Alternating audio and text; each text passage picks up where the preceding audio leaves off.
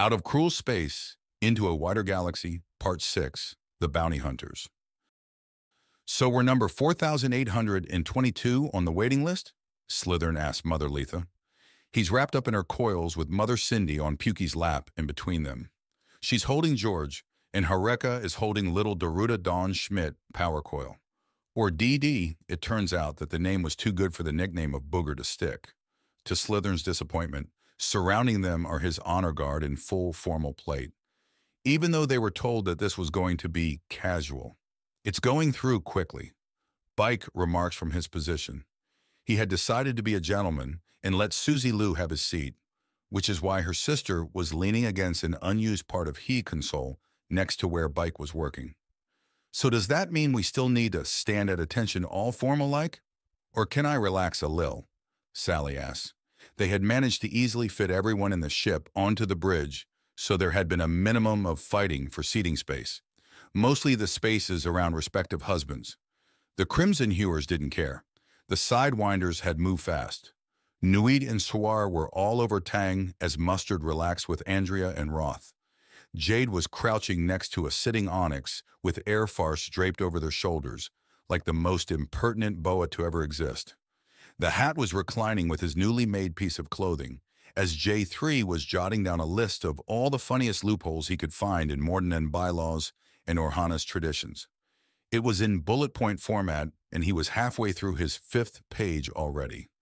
Mustard, Andrea, and Roth were all but tangled up together, and while the Hat wasn't technically surrounded by his Crimson Hewer brides, there was also a higher concentration of them around the big man. "We have contact," Bike suddenly says as the queue in front of them jumps in time to see a man take a pull of a clear liquid that is unlikely to be water. "Are you Observer Wu?" "I am, and you would be Officer Drake Engel. Your aunt sends her regards," Observer Wu says, putting the bottle to the side. "The queue behind us just expanded to several thousand. Still working on your cybersecurity?" "Yes.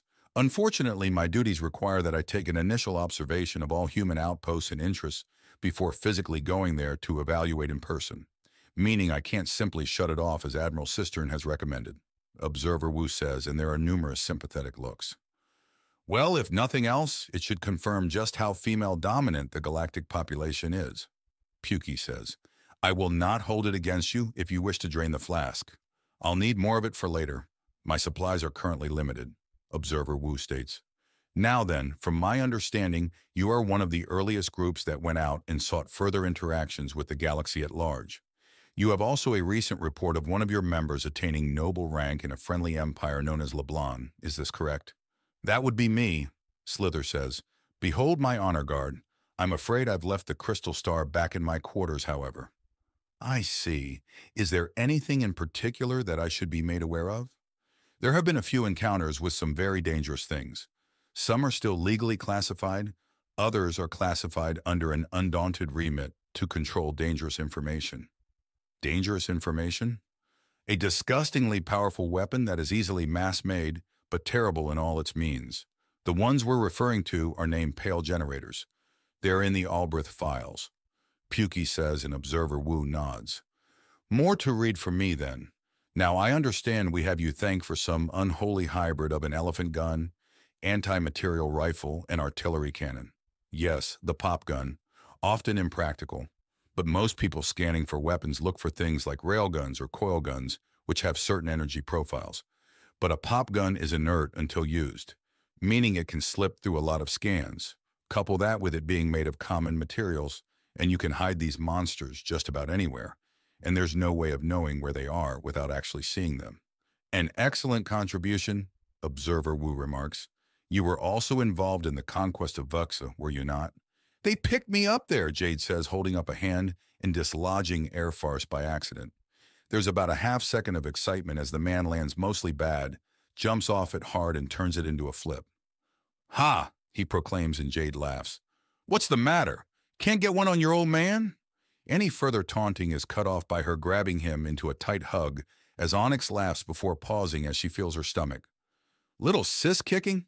If I hadn't had a scan, I would swear you had 2 sisters on the way, little lady." "She's going to be a big one," Onyx notes wryly. "Sorry, big girl, I don't do things by halves." Airfarce says now, standing up next to her, and is just barely poking over her shoulder as he does so.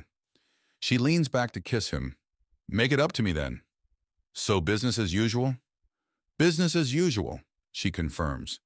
Well, I can see that there's certainly a great effort to see how humans interbreed with other races, Observer Wu states. What has been learned about that? Well, for starters, even if there's an enormous difference between the parents, the child is still healthy. Little George here hatched from an egg that his 3-foot-tall mother laid. Pukey says, and Observer Wu openly taps a few keys on his chair to zoom in.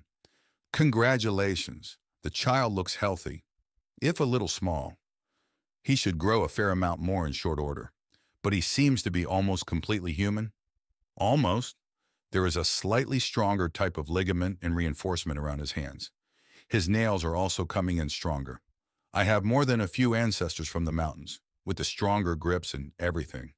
Looks like my little Georgie is going to be hard to stop from climbing over everything. Really? So your specific breed of Kobe have stronger grips? Very much so. There are those with larger hands designed to aid in digging. Then there are some with finer, smoother scales for better swimming. Cindy says, nuzzling down first George, then DD when she makes some noise. Then the older sister giggles and decides to try and talk with her brother again. Uh-oh, looks like we've got some chatting ahead. I think we should duck out then. Need to keep the littles well attended to, Pukey says, rising up as he carries them all. If you'll excuse me, sir. I have an adoptive daughter and a newly born son to attend to. As the door closes behind them, there's a pause. So now that they're out of the room, does anyone want to talk about them? J3 asks in an amused tone. I think we can skip that now. Your particular role is to effectively take up a second occupation and pursue it while reporting back to the Undaunted as a whole. That must have been quite the step up. How were you chosen for this? Recruitment? Volunteered? We were firstly singled out as more energetic and unusual crew members. The fact that all of us— Ahem, Tang interrupts. Almost all of us. Bike amends his statement. Almost all of us had some kind of strange nickname, but all of us were rated highly for independence and initiative. We're all always doing something, and this gives us something to do as well as being outright encouraged to get our hands on and play with every possible new toy we can. And how many planets have you visited at this point? Several dozen, although if we were to simply go from world to world to drop off every criminal we had found that was a border jumper of some kind, then we would rapidly visit another 100 easily. Not to mention revisit a great many that we've already gone to. Yeah, that's the problem with vacation worlds. People like running to them and often need to run from them after doing something stupid. However, the fact that a lot of bounties let you get first grab of a criminal's illegal items, we've gotten quite the stash of weapons and equipment, to say nothing of the weird techniques we discover that makes us see things even more tactically. Such as? One of our earliest bits of bounty hunting was the multi-armed maimers. They were categorized by having many limbs, as you can guess. Observer Wu nods. Well, they had a trick where they'd lead any chase they ended up in directly into a treacherous canyon that would overhang to form an open-air cave with numerous quartz veins, magnetic interference, and a path so dangerous that chasing them was suicide. And if it was blocked off, they would up their viciousness until it was uncovered. And if someone waited on the other side, guaranteed death for whoever they took hostage, and not a clean one either. How did you handle it? Bought the wreck of a local van, repaired and upgraded until it was borderline illegal to own, and then went through the canyon a little faster each time until Airfarce there could fly it at his top speed with his eyes closed. Okay, so you could stop them from harming a hostage. What else? Well, we also knew that they would likely try it twice, so we set a trap at the entrance after they went over it, using positioning and sensors to set it off at the exact right time in order to shred the underside of their vehicle. The resulting crash stunned and injured the maimers, allowing for easy capture. Airfarce finishes before grinning. Big Girl here was also on the hunt, and I showed her our ways, taking her for a leisurely drive with the songs of Earth to serenade her when she asked how we did it. There is a moment of silence before he chuckles. Poor girl doesn't have a single romantic bone in her body. Airfarce begins to ease before a large dark hand, tipped with claws, wraps around his head to silence him before he's dragged into Onyx's lap. Anyways, after he nearly scared my fur off, I realized I was dealing with the kind of man so energetic that even getting a few sparks of that would power me for millennia, Onyx says fondly, before she lets go of air farce to let him breathe. Speaking of energetic, that reminds me of something. Lieutenant General Escareno would like Pilot Rico Bravo to know that so long as he lives, the threat of military prison continues under Mexican skies. So long as the general lives, or so long as I live? Air farce asks. He didn't specify. I saw the forms he has ready. He just needs to file it for a dishonorable discharge and has refused to speak of what exactly you did to anger him so much. Observer Wu says, and all heads turn to air farce. I was explicitly told that the gag order was until everyone forgets this embarrassment, and failing to uphold it would see the biggest boot he has on the strongest foot he can find to kick my ass into the smallest cell he can manage if I ever tell anyone what happened. Still no clues, man? Bike asks with a large smile. Once again, the only clue I'll give you is that General Escareno has no sense of humor. Air farce says flatly. We'll get it out of you one day. Not legally you won't, Air farce says. Besides, what I did was technically legal. Not anymore it's not, Observer Wu replies. Well, it was legal at the time. Air farce amends. Every time you open your mouth, I have more questions. Sergeant Megara notes, that's normal. Air farce says with a massive grin as he suddenly has aviators on, and there's some groaning around the bridge. Where did those come from and why? Observer Wu asks. He's got a little Axiom pocket tattoo behind his ear. He has them in there, Jade explains. Jade, no! Sweetie, please, not my secrets. Air farce calls out and Observer Wu just shakes his head. Yes, this is clearly a surprisingly normal ship. Incidentally, is Captain Schmidt still listening? There is someone here to meet him. Oh yeah, we're just outside. Just making sure the little one's having a conversation isn't interrupting, Pukey says as he and Cindy slip back in with the two babies, happily babbling at each other. Here, let me help, Harika says as she turns around and walks over. Little Dee Dee and George are happy to be near each other, with George grabbing at Dee Dee constantly and her giggling every time his fingers slide over her reinforced skin. So you have someone here to speak with me? Pukey says before Observer Wu nods and gestures for someone to walk over. Baked? Hey, the man says. His expression is immensely slack, but not outside of regulation. You've done well. I have. I'm surprised you recovered quick enough for the second round. It still hurts, but it doesn't really matter, Baked replies. So, 3 kids? 4, the next egg is soon to hatch, Pukey says and Baked pauses. Still kind of weird that humans can come from eggs now. Well, the next one up is a daughter. Little snake girl coming up. Really? That's nice, Baked says, and there's nothing else he says. After a few moments, everyone turns to Pukey, wondering what the hell is going on. It's just Baked. He's about as calm and mellow as a human can get. Even with chemical assistance, he's not worried. Why worry? Things turn out how they turn out. Yes, they do, Pukey says, and then there's another silence as Bike slowly looks back and forth, and Air farce starts outright snickering. Look, he's just like this. I can't stop that. Breaking his own ankle, barely got a peep out of the man. People start laughing as Pukey rolls his eyes in frustration. Out of Cruel Space into a Wider Galaxy, Part 7, Love and Longing. Little Fin Noir and Dree Noir still don't like getting along all that much. So of course they need Daddy between them to behave. They lay across his stomach, each out of reach of the other. For all that they don't get along, separating them is worse. They're clearly best rivals already. They reach for each other, and there are tiny puffs of sparks and little tongues of flame. But considering the soft and thin bed of moss on their daddy's torso, it does nothing but make their little bits of bedding all the more comfortable.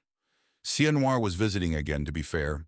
She visited so often she had almost moved in, and she was also currently mixing up a meaty broth in the kitchen while humming a nursery rhyme that most of the girls adored.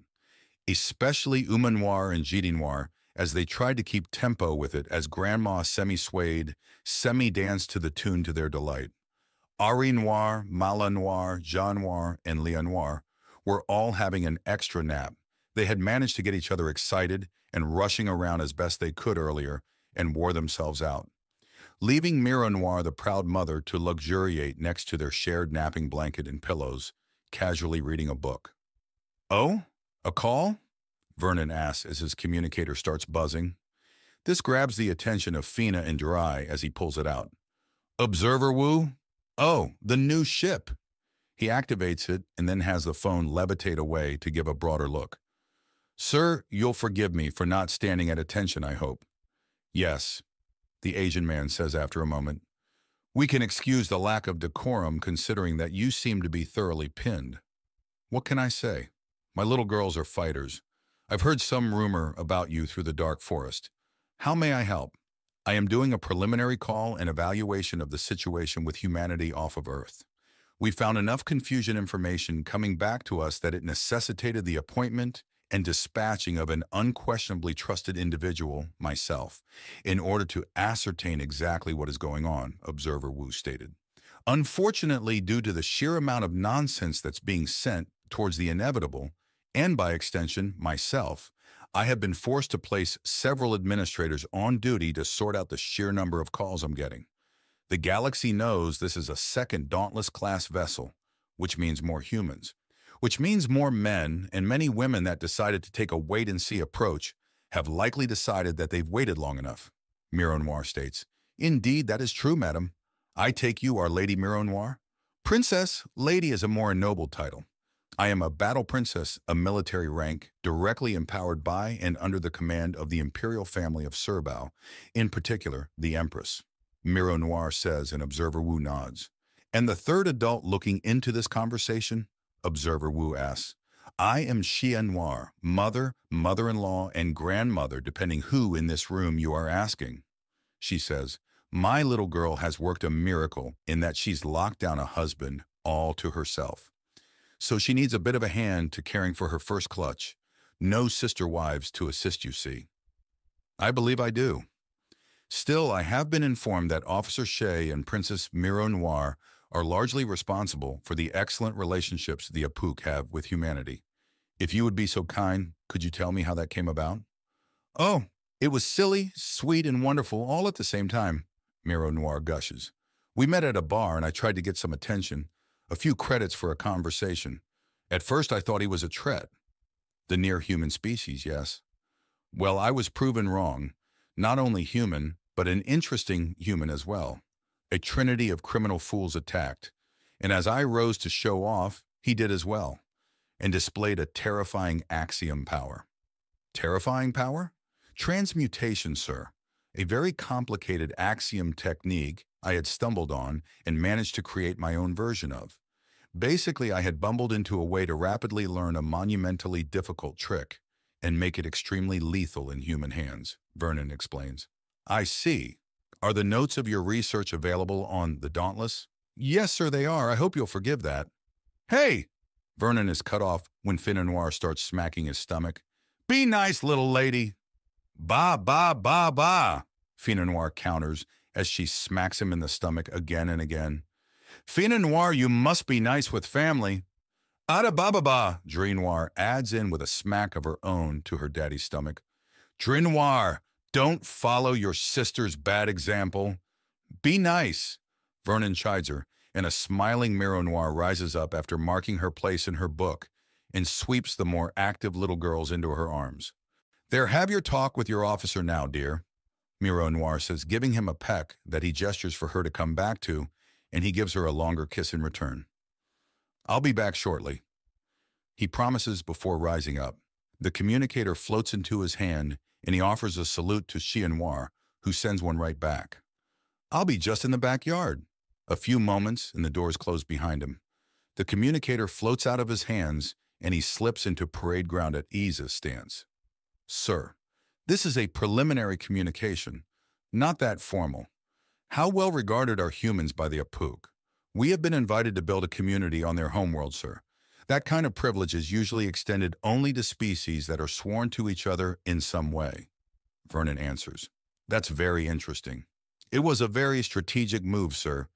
The Empress, She's one of those kinds of politicians where any action you take short of directly opposing them or attacking them is something they benefit from, and they also know how to handle someone directly opposing or attacking them.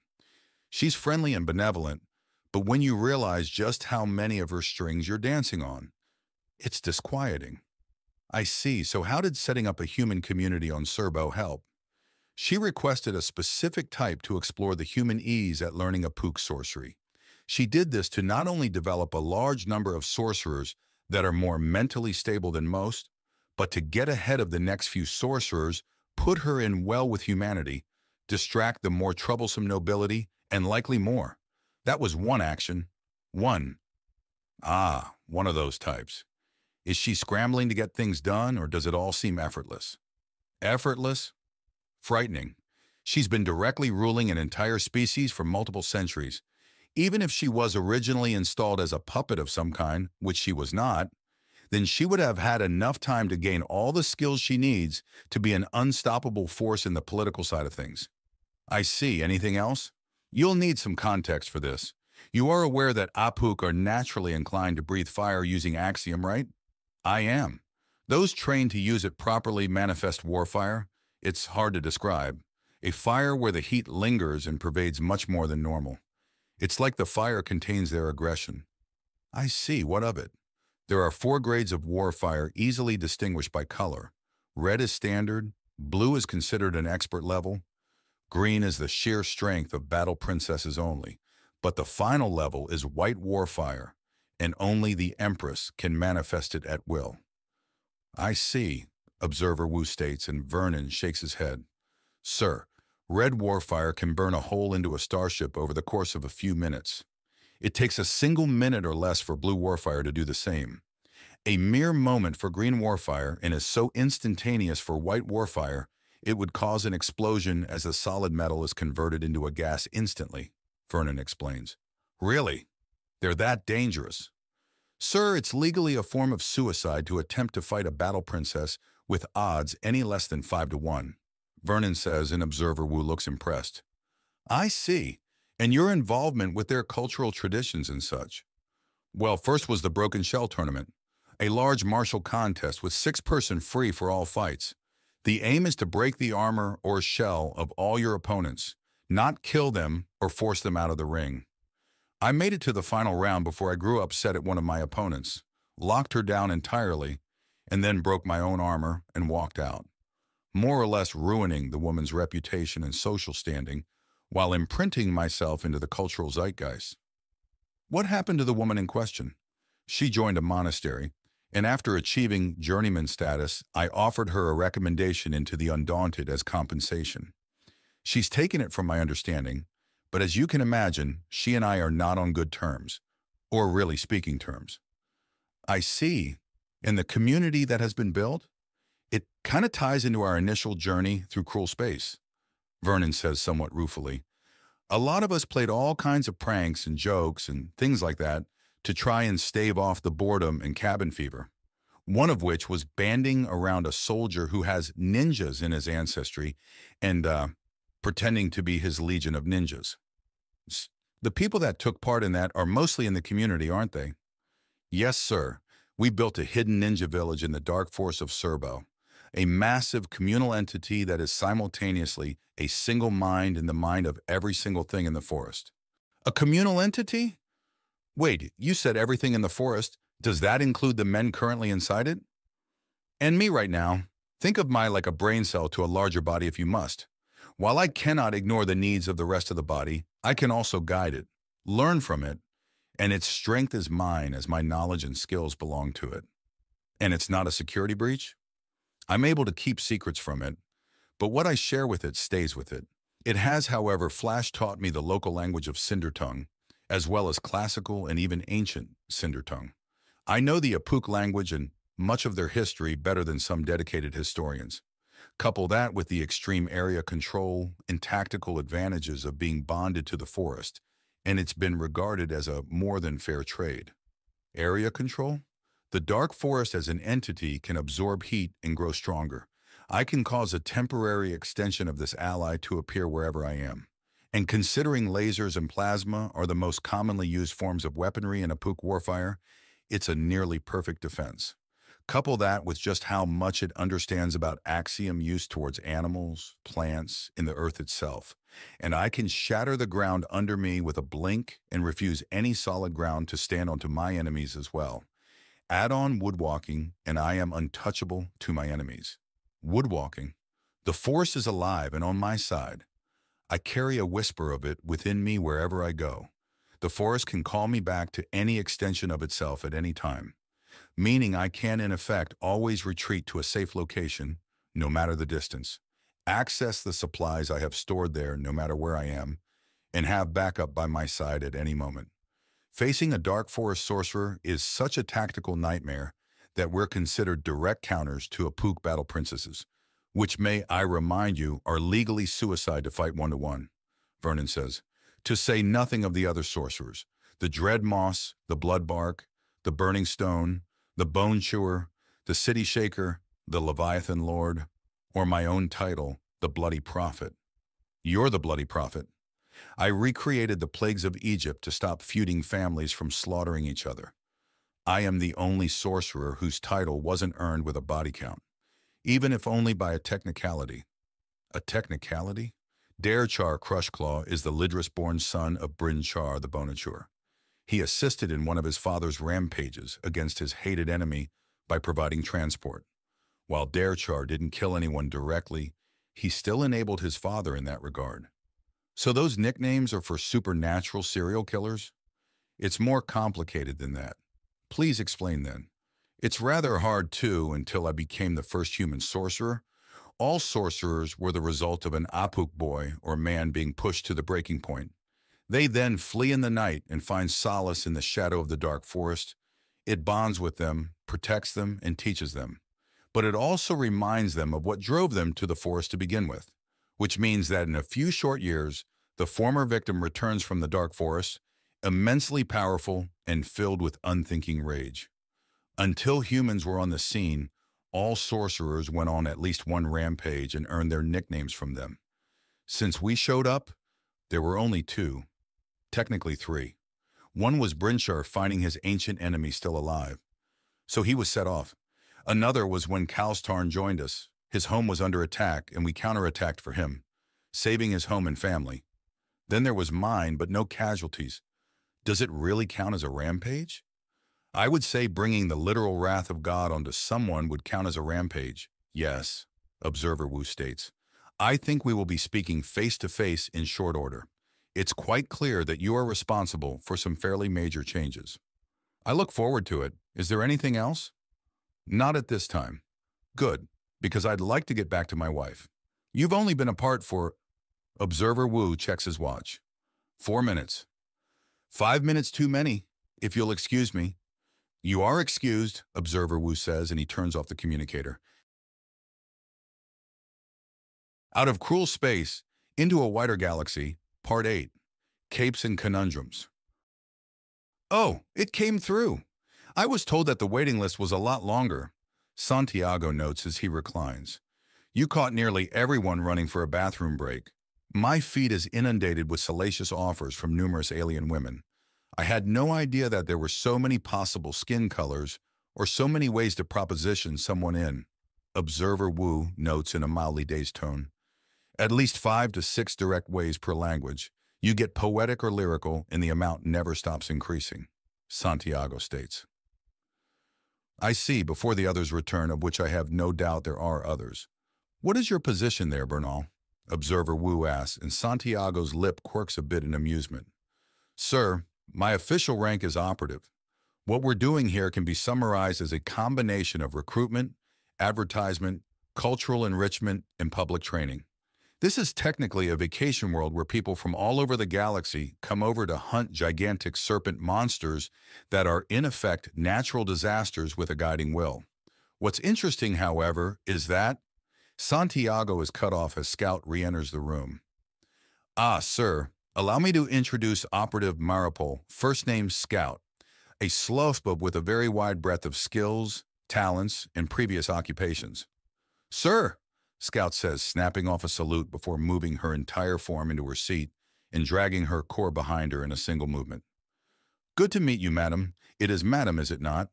I am not overly familiar with your species. Slobes are not technically anything, but we develop our personalities based on those around us in our formative years. So the vast majority of us end up female identifying. We reproduce via budding, so I have no organs of the sort either way." Scout says, "Madam will do. I'm pretty typical." "I see. Now you mention training. Public training to be specific. What's going on with that? I understand that training isn't generally a secret, but holding it in public is rather odd." "Well, I was getting to that. You need to understand that the majority of the local population are Sunir, a bat descendant species that were uplifted pretty much immediately after they evolved to full sentience." "Really?" "Yes, they went from basically early hominids to a galactic-scale people with nothing in between. No language, no culture, no history, animals to space age. Imagine it." Santiago says, and Observer Wu grows silent as he considers the ramifications. "It seems that cruel space, the void, the emptiness, or whatever it is that we want to call it, that it was a blessing, time and room enough to become a people of our own, to grow. Yes, believe it or not, it was actually an act of benevolence on the part of the galaxy. For the Sunir, yes, there is a robust culture of hunting in the galaxy, but there is a rule, a law. If the species you hunt becomes fully sentient, becomes more than just a cunning animal, then you're responsible for helping it evolve. The title Grand Matriarch, or, in the case of one of our own, Grand Patriarch, is for such a person, someone who has helped a species evolve. I've met the Grand Matriarch of the Sonir. She helped set up one of our own into becoming a Grand Patriarch." "I see. So your public training involves—" Observer Wu begins, as Robin returns swears under his breath and rushes to his seat. He then holds up a finger and points to the door. It opens again and Admiral Heinele walks in and then pauses before gesturing for whoever's in the hallway behind him to hurry up. Sweet Song, Yichun, and several others rush in behind him. "Apologies, the wait was not only long, but shortly after dinner time in this portion of Skathak," Admiral Heinele states. "Understandable. Operative Bernal was just about to inform me about what public training means. This is a tourist destination, one obsessed with the comic book side of Earth culture, in particular Batman. We help set up challenges of increasing difficulty to solve.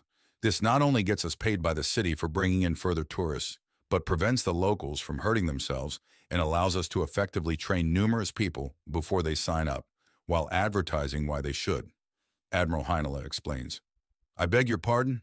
Numerous locals are impersonating DC characters from the Batman line. We're keeping a lid on the chaos and making something useful out of it. As such, many of my soldiers are involved in public performances that test the skills of the locals in a safe manner. Operative Bernal here often plays the part of larger and stronger characters. Bane is his most common character. Operative White often plays the part of characters such as Deathstroke. Deadshot here if you're unfamiliar with the setting. Bane is a very powerful melee combatant, Deathstroke a very skilled one, and Deadshot a sniper. I do Clayface, which is a mud monster. American comics, Observer Wu says in disdain, is the entire population enamored with this? More than just the local population, sir. Tourism has increased, the city is expanding, and further outposts have been requested by other settlements on planet. They really like this. Admiral Heinele explains before smirking. We've compromised in that we've trained several locals into not only being undaunted themselves, but performers in this way. I see. Now there is something I need to ask of you, Admiral Heinele, formerly Brigadier Heinele. If Earth calls for you, will you answer? Yes, so long as the call is not one of madness. And what is a call of madness? Observer Wu presses. I have received no less than 5 direct orders from India alone. 2 of them conflict with the other 3. I have also received orders from China, Russia, the United States, England, Germany, and every other country I can actively remember, and many of which I require a primer to recall. That is but one form of madness. And the other forms, Observer Wu asks, the knowing slaughter of innocents, the betrayal of loyal and law-abiding people, senseless destruction. I'm certain you can put it together. The galaxy is vast, strange, and full of many different types of people. We must be careful where we direct our wrath, and to do it recklessly is madness. Admiral Heinele says, and Observer Wu rubs his chin as he considers. 5 orders from your home country alone, contradicting by themselves. And more to consider. Those with significant rank when we set out got the most orders, but none of us left without at least several contradictions. I understand. When the fact that every nation attempted to subvert the Dauntless and its crew to their own end, there was an enormous public outcry. Many governments have their authority dangling by a thread, hence why I was vetted, tested, and then sent out to ascertain for certain what is happening. Earth cannot afford to have any ambiguity anymore, Observer Wu states. India among them. People are furious, to put things lightly. Much on this ship is an appeasement. I see. Now, for a change of topic, but something certainly tied into this situation, would you care to guess how much of human culture and intellectual property has been taken? Taken. And the correct answer is all of it. Like your inevitable, the Dauntless was hacked in its totality. Everything we had stored in digital format was taken more or less instantly. Hence why you're liable to run into a great deal of things that are seemingly from Earth at random. Could nothing be done? The sheer number of hackers rendered any kind of reprisal utterly impractical. The number exceeded that of the human species. Needless to say, yes, prosecution is not possible in that case. Was an answer found? Yes, basically everything human is licensed out for a pittance. It adds up, and the low price ensures that no one can excuse themselves not buying it, legally slamming down on the few people that made a spectacle of not paying afterwards, sealed things for us. An enormous amount of all the money we use is from the license. I see, and thank you for informing me about where so much of the budget is from. So, you play with the locals. We have 4, theoretically 5, levels of competition. The first 2 levels are the sort of things you can expect from a relatively healthy and intelligent individual capable of following instructions. The majority of all interactions are at those levels. If you've seen an escape room, corn maze, or watched an episode of any kind of detective show, and you have the general idea of what's expected. And the other 2 levels, and why is one theoretical? Observer Wu asks. Honestly, imagine level 3 as something you'd have a soldier perhaps 2 weeks into training do. It pushes their mental abilities and they're expected to perform some non-lethal combat. Locate a target, understand which of several is the actual target, and then take them down.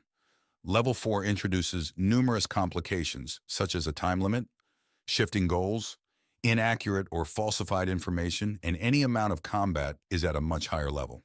In the theoretical level, only for fully trained individuals and only after a great deal of paperwork. Imagine 2 soldiers sparring at full strength while not attempting to kill each other. But injuring is still allowed. It's used for display, but not actual combat. Most members of the public, even hunters here for enormous monsters, are usually not prepared for level 5. So it's very much a case-by-case basis. So demonstrations. Yes, thanks to Axiom, we can outright mimic scenes out of comic strips or cartoons. We're in debates for more ostentatious displays where the public can basically comment on, vote on, and directly witness a superhero fight. Admiral Heinele states, a small fee to buy some votes, and these displays can make a great deal of money while displaying our combat abilities. I still think the Red Hood introduction is a bit much. The writers of the storyline did a very poor exploration of things. I mean, really, if I start killing, I'll never be able to stop. Murder or killing in combat isn't like a heroin, it's not addictive, Robin says. We'll need to change it a bit to actually make sense. Not everyone writes at the same level, not to mention too many people like the idea of Batman being mentally infirm. Santiago states, I'm not unfamiliar with the Batman. Would not a man dressed as a bat, wasting the wealth of his family to fistfight criminals, not be mentally infirm? On our Earth it would be, but in one where literal superhumans have been around throughout history, where the police are so corrupted as to be useless, where flamboyant and excessive criminals show up out of nowhere. Even in the settings where superheroes are a very recent thing, there are still actual gods influencing the world in ancient history, aliens in contact with the human world, literal demons crawling out of hell, and much, much more. In that regard, is it really so insane? In that light, it's not. The greater oddity is that it's a private citizen and not some exceptional police officer or military unit. Observer Wu concedes. Thank you. In a world where a man trying to cure his loss of hearing can randomly turn into a giant bat monster, or the wrong mix of chemicals can make someone a mud monster, Batman is a downright reasonable response to trauma. Scout remarks as she pulls out a comic book. I mean, really, if anything, Brucey Boy is very stable. His reason for the outfit makes total sense, and what he does in it is basically unending public service. Why do I get the feeling that this is part of a larger argument? Debate, not argument. Argument implies hostility. Debates are just trying to find the right answer. Admiral Heinela states, perhaps we'll even find a proper answer by the time you arrive here on Skathak. And what is the debate about? Making more unique stories of our own with team-ups with villains. These are difficult to do, as many of the locals will want to be center stage, and some villains like Killer Moth, Killer Croc, or Clayface require specific species to truly come across properly. It should not be an issue if the public is reasonably intelligent. Simply inform them of the difficulties and proceed forward. You'd think so, but this is part of a tourism industry as much as recruiting. The higher quality we deliver, the better it ends up, and we've made ourselves a culture of perfectionism, I'm afraid. Admiral Heinela remarks. Am I going to be escorted to your base by Bane and Killer Croc, aren't I? Observer Wu asks. Possibly. There's also likely a flock of Batwomen flying overhead, Admiral Heinela says. I see, Observer Wu says with a very straight face. Out of Cruel Space into a Wider Galaxy, Part 9, Cats, Cops, and C4. The Eru Menta woman tries to fight even as he forces her into the cell, her natural fire flaring hot enough for his clothing to smolder, and him to mentally congratulate himself for his undaunted brand. It's literally saved his fingers multiple times today. Marlentine's spire is like many of the spires of Centris, still reeling from the massive scan. Sure, it had been legal, and both living goddesses upon the world had told everyone to calm down in their own way. But just because something is legal and endorsed by powerful figures does not make it a popular move. You burn any of your fellow prisoners while you're in there and you're getting a suppression collar. He tells the obstinate criminal as he shoves her into the holding cell and slams the bars shut. The force field supplementing the metal bars flickers into place, and the blast of flame she aimed at his face splashes against it without further effect. Cute, keep it up, and we won't need a court hearing to upgrade you to a real prison. He's being serious. Stripper Boy is playing at being a serious police officer. Another criminal mocks and is subsequently ignored as Chunk leaves the area. He has other things to do. Ma'am, he greets Chief Bowman as he slips by to head back out. Hold it, human. I know you're kind of endurance monsters, but you need to sit the hell down. You've been dragging in cult soldiers for 6.5 hours straight. Your legal overtime ended a half hour ago. Then keep a cell open for me as I keep bringing in more people. This needs to be quelled, Cenk says, and as he turns to keep going, she grabs his belt and pulls him back. You need to rest. The Spire is in the middle of a borderline insurrection. I can rest when it's, he begins to say before a sudden movement to his right makes his head snap around.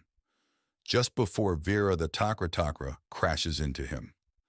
Thanks for stalling him out, Chief. Come on, you goofy human, Vera announces as she drags him down the hallway and into Linda's office. She tosses him onto the couch and then pounces onto him and pins him. Really? Chunk asks. Yes, really. You need to calm down, and I found a way to force it, Linda states. But the Spire is, you are one officer. Super soldier on loan to the station or not, you're still only one officer. The structural integrity of this Spire only depends upon you when there's a bomb threat, and even then, only when it's a chemical bomb. Linda tells him, or do we have to restrict you to only being called out during a bomb threat?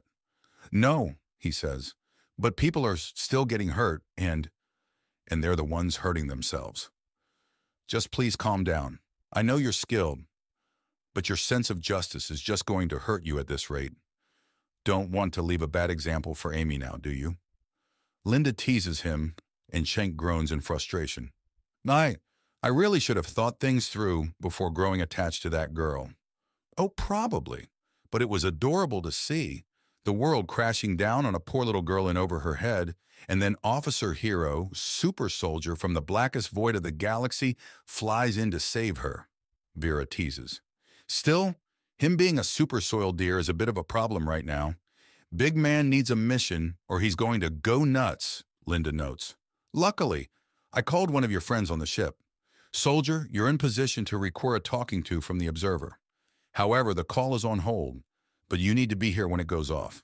That's a dirty trick, Cenk notes even as an undaunted communicator is tossed at him, and he catches it. It's activated, it's in a waiting queue, and there's no way he can go into the field now if he's waiting for an official answer. Very dirty. Good thinking, Vera compliments as she cuddles closer to her pinned target. Her hair spikes out in sudden shock as the communicator then goes off to signify the call has gone through. I jinxed it. Specialist Cenk Barnabas, sir. Cenk answers the call instantly as he sits up and Vera scurries off him. Really? I put him on that waiting list to get him to calm down and stop working. Specialist Barnabas, I'm one of numerous individuals filtering the sheer number of incoming calls to the inevitable. You're in the proper queue now. Please state what you have been doing as a member of the Undaunted so that Observer Wu can better decide who to speak with. I'm on loan to one of Marlentine Spire's major police stations. Due to the overpopulation of Centris, this means I have been acting as elite law enforcement over a population that exceeds that of many of Earth's countries. I see. Anything in particular that you're doing? I'm a chemical expert and accredited detective at this rate. I am the go-to specialist for law enforcement when it comes to chemical explosives for a full 10% of Centris police departments. Any particularly interesting cases you've been assigned to? Yes, one that is still being debated in court by none other than the Tritite lady. It involves cloning, murder, mercenaries, numerous criminal gangs, and a great deal of more nonsense such as massive prison breaks, fighting robots, and axiom effects so dangerous that even speaking about them in anything more than the most broad and general of terms on an open frequency is a punishable offense. So you have seen a fair amount of what has occurred in the galaxy. I've seen enough that I'm going to be very hard to surprise or overwhelm any longer. Cenk says, very good. I'll just note this down. The galaxy is absolutely insane. I've been fielding calls from people with like 9 heads all speaking in concert, and goddamn lobster people and more. That's reality for you, Cenk replies. Always more absurd than it should be. Indeed. Stand by. I'm putting you into the next proper queue. It shouldn't be more than a minute or two long. The assistant states, and then the call shifts to simply display that he's 4th in the queue now. Huh. Faster and somehow slower than expected at the same time, Cenk says even as Vera leans against him. Even when you take a break, you're still working. You didn't complain about me being an endurance monster when I planted this in you, he says gently, patting her growing stomach, and she pushes him a bit in protest. Problem with getting the super babies of doom is the wait for the baby. Vera complains and he chuckles before the communicator activates again. He puts it in broadcast mode as Linda leaves her desk to sit next to him for support. Observer Wu, take it? Chunk asks the Asian man, who nods. And you are Officer and Operative Barnabas. The little summary in front of your call has my attention. Tell me, how are laws generally handled in the Centris space? Centris is a massively overpopulated planet consisting of spires and plates. The spires are the massive multi-tiered towers that have 200 levels each, and each level holds enough people to populate any major city on Earth with ease. The lower the level on the spire, the less funding, infrastructure, and support it has, with the bottom 10 generally considered a universal slum or no man's land. Law enforcement in those areas is nigh on impossible, and the air itself has been described as thick and fetid. No natural light reaches those areas either. And higher up, increasing amounts of wealth and support, to such a degree that the plates which form an artificial ring around Centris are of such high quality that their most squalid and desperate places are at roughly the same standard of living as the middle 50 floors of a well-off spire. As you can imagine, policing all this is an outright Herculean effort, and every station, no matter how well funded, armed, or endorsed, is simply inadequate for the task. What sort of crimes have you witnessed? I've stopped terrorist conspiracies, torn down drug labs, found myself between assassins and their targets. I've stood in the middle of gang wars commanding people to stand down. I have tackled muggers, murderers, and maniacs alike into walls and cuffed them. Not even 20 minutes ago, I dragged a criminal who could light fires with her will alone into a cell. My jacket is still singed from it. So the world is rife with criminality. No more than any other place. There's just so many people crammed in here that it's constant. And that's without the recent provocation that every single criminal organization received more or less simultaneously. Generally, for every single idiot that needs a police officer to remind them why good behavior is a good idea, there's an entire bus full of people that didn't even consider breaking the law, Chunk explains. But when they truly commit crimes, they don't stop, do they? No, more resources, technology, and axiom means that if someone wants to break the rules, they can break the very concept of rules. The last major case I was in before this flash fire of criminality was kicked off involved the sanctity of body and mind being shattered for the sake of mere greed by a figure so underworld infamous that for a chance to get either evidence on the person in question or ingratiate themselves to them, we had an all-out war break out in the station. One that if not for a quick trick, we would have lost. And the trick was? Switching out the prize for a disguised tracking beacon. Cenk says, and Observer Wu nods appreciatively. I can't credit on that, though. It was the private stream that did that. I haven't had that fully explained to me. What is the private stream? I'm not the best person to explain it, but a quick summary is that it's a shared persona for low-profile work. Operative Jameson is the founder and original private stream, a persona that lets him go around while heavily armed and armored, while arousing no suspicion. Vera snorts in amusement. Arousing? A lot of girls find the aw shucks innocent routine to be arousing. Cenk slowly turns to her. What? You know what. Maybe I don't. Maybe you do. Could we focus, please? Observer Wu asks. Now, as an officer, are there any laws that you would find concerning about humans? Yes, they're usually location-dependent, thankfully, so the issue can be avoided. Furthermore, there's a lot of leeway given in laws where the traits of a species would make following the law difficult, if not impossible. For example, a human can generally get away carrying substances that are considered highly toxic or dangerous, due to the fact that our diets contain what many people in the galaxy are nothing more than hardcore poisons. Could you be more specific? Well, this one won't apply to you due to an amendment that Admiral Cistern was able to get allies to help him push through. But one of the most popular religions the galaxy over is the Gravid faith. It has numerous denominations and variants, and several of them create what's called arrangement systems, where men are required by law to have 100 wives. And the amendment is that if you are gainfully employed by governmental or military forces, that you are exempt from the law, so long as you remained employed in such a manner.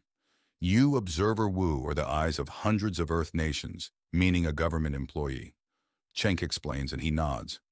I see. Any other exemptions? Generally, the galaxy looks down on kinetic weaponry, so when it was pushed that humans wear weapons in cultural garb, it was allowed through without issue. So humans are legally allowed to carry weapons like knives and pistols at almost all time without question. It's, rather stupid in my opinion, but well, it would be even more foolish for me to complain about something I'm outright benefiting from. Any other laws? They very much vary by location, which are further influenced by the species of the residents, local culture, religion, political association, economic status. The name of the game is jurisdiction issues here on Centris. The local police departments all help one another, but always at the invite of the local officers who can actually confirm if what's taking place is a crime or not in the local area. Can you give an example of this working against things? All right, the easiest example is with drugs. There is no agreed-on way to combat the spread of illegal narcotics. Some make the growing of the plants that produce what you want illegal. Others make the refinement of its fruit illegal, and some make the selling of the drug illegal. So you can produce it all on the third spire and sell it on the first two legally. You can grow the plant on the second and third spire legally, refine it on the first and third legally, and that way you have a massive multi-jurisdiction drug running operation without technically breaking any law. That is a great deal to consider. I presume other such crimes can operate the same way? Unfortunately, yes. But that's the problem with laws. You need to set where the boundaries are, but not make people prisoners in their own homes. There's always a loophole. Tragically, yes, Observer Wu remarks. Now, I do need to speak to the others, but I have a few moments more. Who and what are you sitting near? The vaguely cat-like woman on your right and the generally human-looking woman on your left are. Linda is to my left, partner and wife, the first actual police officer of us three. Vera is to my right, wandering warrior and wife. Linda is a Tret woman. They're best considered to be humans if we evolved with Axiom helping us, a sister species to our own people. Vera is a Takra. She and her kind can shapeshift into the ferocious war form and use it in battle. They pride their skill as warriors and seek out stronger mates to empower the next generation. Cenk explains before tilting the view down a little to show the pregnant stomach on Vera. A work in progress. I see. Congratulations. Although compared to many other Undaunted, you seem a little behind. I wasn't aware it was a race. Which is exactly how you lose the race, Vera says in an amused tone. Indeed, every conversation leads me to believe that I need to take an entire university degree in order to understand things. Thankfully, your own is rather straightforward. Really? Who are you speaking with next? I haven't decided yet, but I need to speak with everyone in some way, Observer Wu states. Good luck, sir. I think you'll need it. Cenk says, Excuse me. Is there a way to get a human to calm down and take a break? Ever since Centris was scanned and hidden societies were exposed all over, Cenk has refused to stop working. Is there any way to just get him to take a break? Linda asks. It generally varies from person to person, but I would suggest guilting him. Emotional blackmail is a powerful tool, Observer Wu says with a slight smirk. Traitor, Chunk declares, and there's a chuckle from the observer.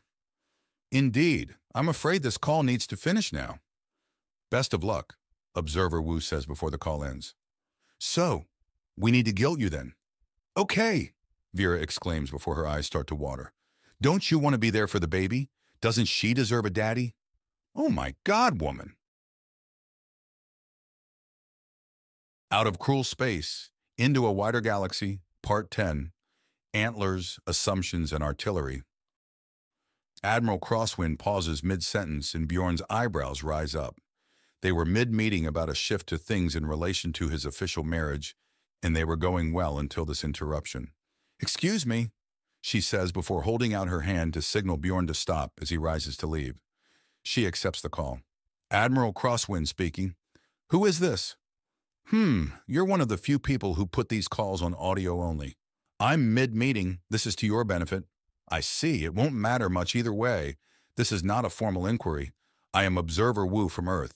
I am making preliminary contact with all Undaunted assets and other such human-born efforts. Why would Earth require an official observer? Crosswind asks. The state of the galaxy is well and truly beyond anything we expected, as such a properly trusted and vetted individual is needed to fully ascertain things. Weren't full-on samples, supplies, and innumerable eyewitness accounts sent back to Earth? Crosswind asks. Yes, which is why I was sent out. Without those samples, an unrelenting number of testimonies things would have been dismissed entirely. Observer Wu notes. Could you please activate the visual part of this call? I would like to see who else is in the room with you before I speak further. And we must speak. Very well, Admiral Crosswind says and activates the call fully. So, you are Admiral Crosswind. A pleasure, Observer Wu notes as his eyes clearly scan her several times. Likewise, with me is Sergeant Bjorn Veers. Due to his evolving circumstances, he's being taken off bodyguard duties and moved into drill instructor. A bit of a step. Things change when one marries their VIP, Admiral Crosswind says. We were just finishing up anyways. I had accepted and was being officially informed of my duties and training times, but that can be sent to me later if you'd like to speak her alone, Bjorn says. No, it's fine. This is just a preliminary call. Nothing restricted, nothing secret. Just a few questions and clarifications. I'm going to be visiting at a time to be determined, so I need to know what to prepare myself for. The perspective of both a soldier on the ground and a commanding officer will be useful. I am told you are on a tactically advantageous world called Zalwar. What advantage is this, and what is it like? I will tell you what the world is, and Sergeant Veers can tell you what it's like. Acceptable. Please continue. Zalwar's value is in its location. This system practically has 2 axiom laneways inside it, and several more going in different directions are a small distance away. This means that Zalwar is a massive trading and travel hub from which you can easily access over half of all galactic civilization with ease. So much goes through the system that having any kind of presence here gives you access to just about everything in the galaxy. Because although it allows easy access to half the galaxy, the other half makes a point of coming through here to trade with the others. Peoples, ideas, materials, designs, news, all these things and much more flow through this world so consistently that only fools ignore the advantage. Very interesting. And what about the world itself? Very cold and dry. Think tundra, but less snow than normal. Furthermore, there are numerous vicious natural predators in the form of the tundra worm, a repulsive life form that is hyper-aggressive and breeds at a sickening rate. Thankfully, the communities of Zalwar are all in the arcology style, meaning massive superstructures that contain entire cities. These lay upon hypercrete shelves which the worms cannot penetrate. Bjorn explains, and Observer Wu thinks, how dangerous are these creatures? If you're willing to keep moving and make a point of stepping quickly when you feel the earth under you shift, then they cannot harm you. But if you stop to rest off of stone, you will end up bitten. They're not large enough to eat a man whole, but they will leave gruesome scars if given half a chance. No one's died to these things, but not for lack of trying on the part of the monsters. Also, if you have any pets and they get out of the arcology, then they're basically worm food. Literally, it's the reason the damn things are breeding in so much excess. I find it hard to believe a world with such threats is so well regarded. Well, as they say, location, location, location. Zalwar is the poster world for having an amazing location. Admiral Crosswind says with a shrug. Sensible now. What do you do on Zalwar? This is primarily a training facility coupled with storage and dispatch. As just discussed, the location of the world is perfect. We can get people here with ease. We can get them from here with ease as well. Just perfect. So we produce things here from raw materials as well in our few factories as well, and primarily use them for training. Admiral Crosswind states, what form of training do you perform? Is it axiom enhanced? Is it even possible to do that? It is, sir, Bjorn says, and Observer Wu glances at him before looking back and truly examining him. Sergeant Veers, are you in fact human? Or is this merely a coincidence in that you have the same name and vaguely the same features of the Bjorn Veers that shipped out on the Dauntless? I am Bjorn Veers from Earth, yes. You appear to gain several 100 pounds of muscle. Yes, sir. May I ask why? As you have heard, sir, I am leaving bodyguard duties. My client, now my wife, is a workout fanatic. It rubbed off, sir. Between the two of us, we could theoretically drag off 90% of the armor used in training without the use of axiom. With minimal axiom assistance, we can pick up and walk off with any 2 each, Bjorn says, and Observer Wu raises an eyebrow. No, sir. I am not the standard. I am unusually large and strong for a soldier. I see. However, I would like to know about axiom-enhanced training techniques. One can skip a lot of training when it comes to base drill learning, and we have several tricks. Our most widely used one is based on the retention bands of a healing coma. We use it to basically give people a very vivid dream that teaches everyone the basics, but just knowing them is never good enough, so the skills need to be ground in with drill and practice. It just speeds things up by several weeks and makes the main focus conditioning. So this technique is primarily a transfer of information? Yes, the original version of it is used in healing comas so that people can retain their memories. We basically have retention bands with nothing but training in them and use those on healthy people. This gives them the knowledge, but they need the experience and some emotional attachment to things, otherwise it'll just slip away. We've tested it a few times. Soldiers that train in their own way after getting the bands against soldiers that have proper drill afterwards. The ones with proper drill perform substantially better, but both can perform at an acceptable standard. I see. Still, shaving multiple weeks off standard instruction? At minimum, usually new soldiers are being produced twice as quickly, sometimes 3 times as fast. We're trying to stabilize that and then see if we can't go for 4, Admiral Crosswind says. I've overseen numerous new soldiers head out to allied worlds, and I'm also in charge of recruiting and managing highly skilled assets to train further soldiers. Is that so? So there's a call for elite forces? Of course, I'm not sure what kind of history Earth has with such things, but every now and then someone or something shows up that needs special handling. When that happens, you need the absolute best to deal with them. There are entire professions and cultures based around such. Bounty hunting, for example. I see, that's very interesting. Are there concerns you've been having about working with humans? Observer Wu asks. Only in that they have occasionally offered me poisonous foods without thinking, Admiral Crosswind says. If you're looking for a non-human opinion on humans, energetic is one word that's going to come up a lot. It is it? Oh yes, your race doesn't seem to tire and keeps pace with ease. Another term you will hear a great deal of is apex. It's a term for races that are more action-prone than others. It doesn't matter how powerful a species is, if they don't have the reactions to actually move when things go wrong, then they're not apex. And how are apex species regarded? Generally well, although more timid species tend to be more cautious around them. Not openly, though. Too many jobs in emergency services are filled with apex peoples for anyone to bear much of a grudge. Would apex species also have a higher criminal bent to them? Marginally, but yes. Think of it like this. In an apex, you don't have to train people to do something when things start happening, but the reflex can still be trained in. So criminality as a learned behavior, that also leads to people with reflexes. This implies that most people of the galaxy freeze up when things start going wrong. They do. It can happen in humans now and again, from my understanding. However, as I said, it can be trained out. I understand. Now, Observer Wu begins to ask before a buzz on Admiral Crosswind's desk cuts him off. Yes? Ma'am? Your next meeting has arrived. Right. Well, inform them that the observer from Earth is currently occupying my time and ask them to please wait.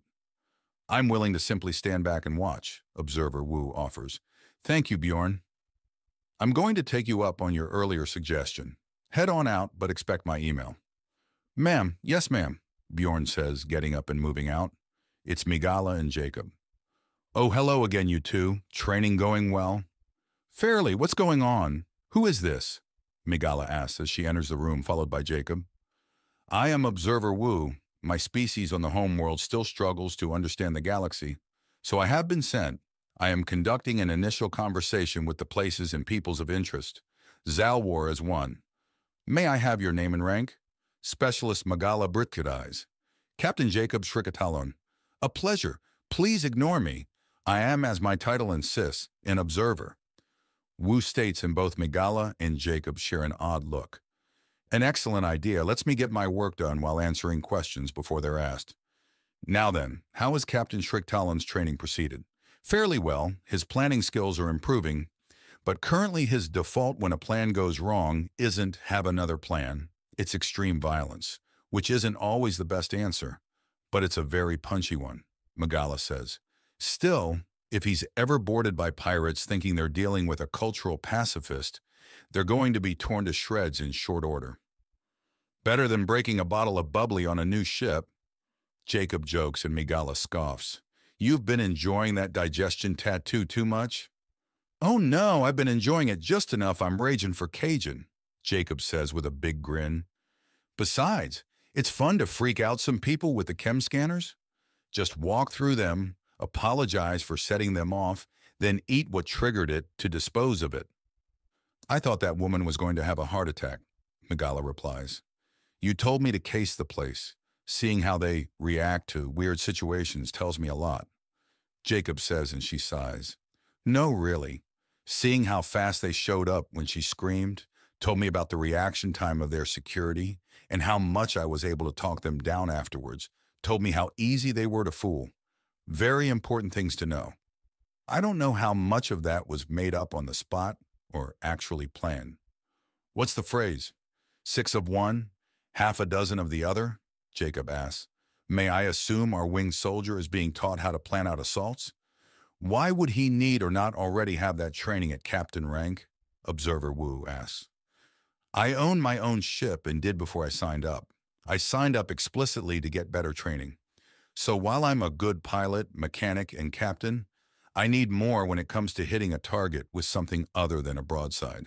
Not that much. He's got a mean streak and mostly just wants a polish on his skills, which is what he's getting from me, Mangowa states. Any other questions, or may we continue with this meeting? Only one. That prosthetic, is there any level of phantom limb syndrome or issues with it? Superior to its original in every way. I have full feeling with no disassociation. It's stronger, tougher, and has everything I want from it in it.